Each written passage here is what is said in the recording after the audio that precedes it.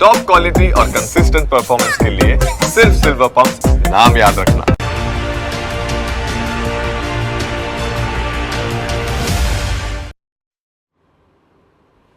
નમસ્કાર, સમાચારોમાં હું છું આપની સાથે હિરલ મહેતા। અને વડોદરામાં ગંભીરા બ્રિજનો જે અકસ્માત થયો હતો તેમાં વધારે 2 મૃતદેહ મળી આવ્યા છે।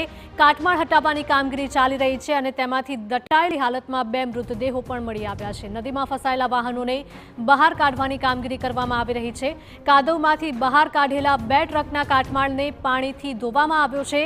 ભંગારમાં કાદવ સાથે કોઈ મૃતદેહ છે કે કેમ તે અંગે પણ તપાસ કરવામાં આવી રહી છે। સતત ત્રીજા દિવસે મહીસાગર નદીમાં સર્ચ ઓપરેશન યથાવત છે।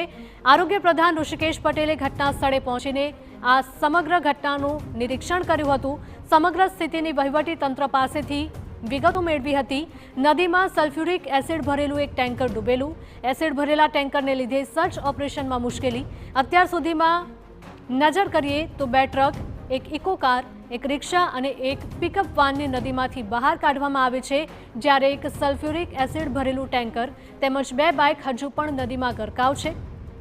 હાલ 2 મૃતદેહ પુલના સ્લેબ નીચે દટાયાની વિગતો પણ સામે આવી રહી છે, પરંતુ આ સ્લેબ ખસ્યા બાદ જ એ જાણી શકાશે કે તેની નીચે બીજું શું દટાયેલું છે।